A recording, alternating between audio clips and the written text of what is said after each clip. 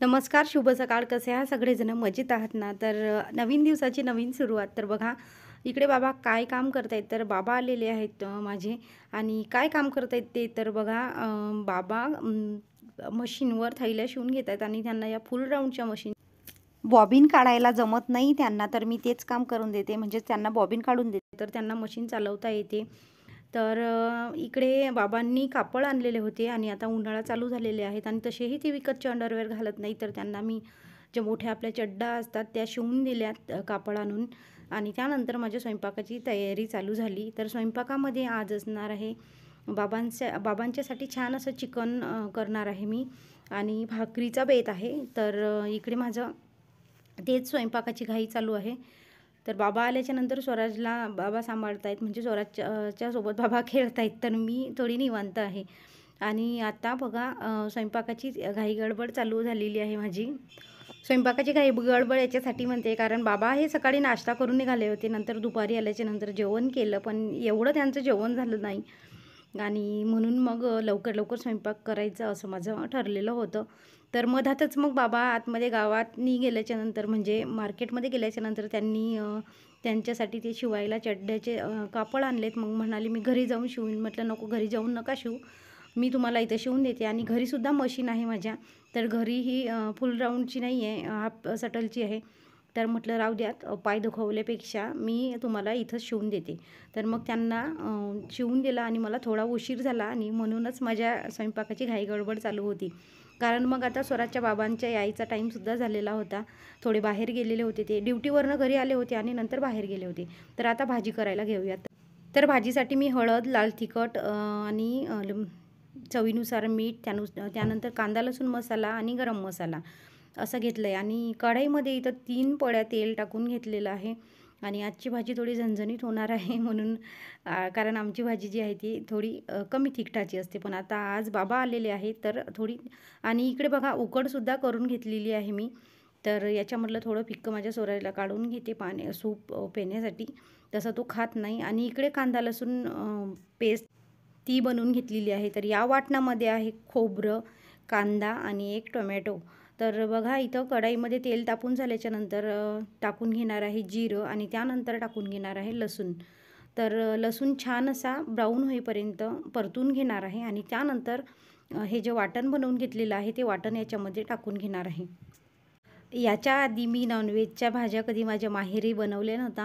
अंडा भुर्जीशिवाय आणि ऑमलेटशिवाय काही बनवलं नव्हतं. पण इथं आल्याच्यानंतर स्वराजच्या बाबांनी मला नॉनव्हेज बनवायला शिकवलं आणि आता छानपैकी नॉनव्हेज बनवायला मला येतं आहे.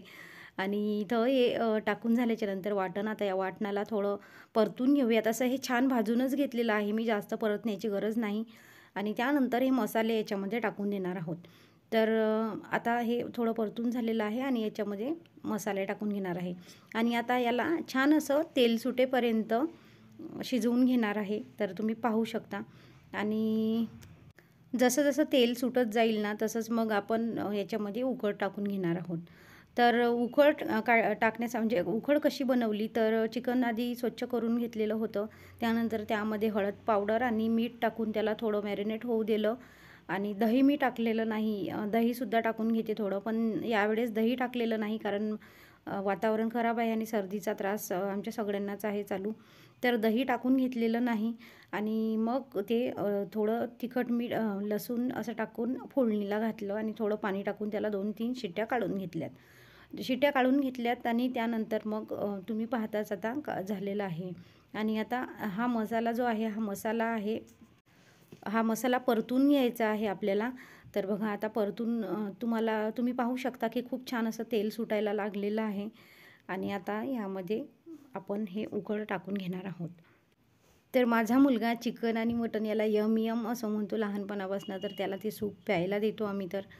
तर मला म्हणतो यम यमचा वास येऊन राहिला, छान छान तू बनवून राहिलीस की काय? म्हटलं हो, यम यमच बनवून राहिली मी. आणि आता बघा, याच्यामध्ये उकळ टाकून घेणार आहोत. तर अशा पद्धतीनं माझी चिकनची भाजी जी आहे ती तयार झालेली आहे असं म्हणू शकता. आणि जास्त पाणी टाकलेलं नाही मी, थोडंच पाणी टाकलेलं आहे. कांदा खोबऱ्याच्या वाटणामधला जो आपला मिक्सरचं भांडं असते त्यामध्ये थोडं पाणी घेऊन फिरवलं आणि त्याच्यामध्ये टाकलं. खूप सगळं पाणी टाकून घेतलेलं नाही. आणि हे अर्धा किलोपेक्षा थोडं जास्त चिकन आहे. तर बघा इथं भाजी तयार आहे आणि आता थोडं याच्यामध्ये कोथिंबीर टाकून घेऊया म्हणजे आपली भाजी तयार होईल. तर याच्यामध्ये आता कोथिंबीर टाकून, हे बघा कोथिंबीर टाकून घेतलेली आहे. तर अशी थोडी तेलामध्ये सुद्धा सोडून घ्यायची होती, मला पण लक्षच राहिलं नाही.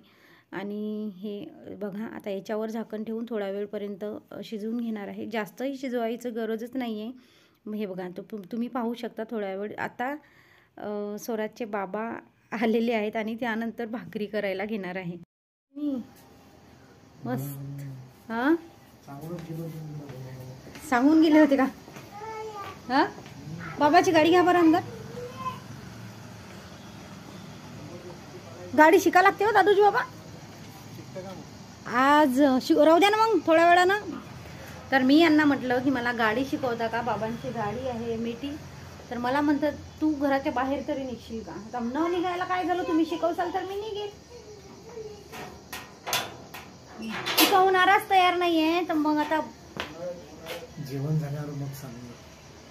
नक्की. बरं ठीक आहे चालेल.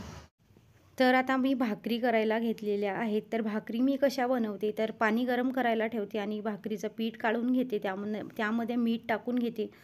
कुणी मीठ टाकून घेत नाहीत आणि मला आमच्याकडे सगळ्यांनाच मीठ आवडतं खायला. घरी तसं नाही, ताई ह्या मोठ्या आमच्या मीठ टाकत नाहीत, त्यांना मिठाची भाकर आवडत नाही. पण मला माझ्या म्हणजे स्वराच्या बाबांना आम्हाला मीठ टाकून आवडते भाकर खायला. तर आता हे गरम पाणी याच्यामध्ये टाकून घेणार आहे. तर हे बघा, तर अशा पद्धतीनं मी भाकरी बनवते आणि थोडं साईडला पीठ काढून ठेवलेलं आहे पोळपाटावर. म्हणजे आपल्याला जे भाकर थापायला लागतं ना ते त्यावेळेस ते पीठ लागतं म्हणून थोडं बाजूला काढून ठेवलं आहे. तर तुम्ही पाहू शकता. आणि मला पोळ्या करायच्या ऐवजी ना भाकरी करायला खूप आवडतात. त्याचं कारणसुद्धा आहे. तर त्याचं कारण हे आहे की भाकर ही मला खूप आवडते जेवणामध्ये. रोजच्याही जेवणाला भाकर असली तरी चालते. तर ते एक कारण आहे. आणि दुसरं कारण म्हणजे खूप सगळ्या पोळ्या करण्याच्या ऐवजी 3-4 भाकरी टाकल्या की होऊन जातं. एक तव्यावर असते, एक पोळपाटावर असते आणि उंडा जो आहे चुरून तो कोपरामध्ये असतो. आमच्याकडे याला मोठ्या ताटाला तुम्ही जे पाहताय त्याला कोपर म्हणतात.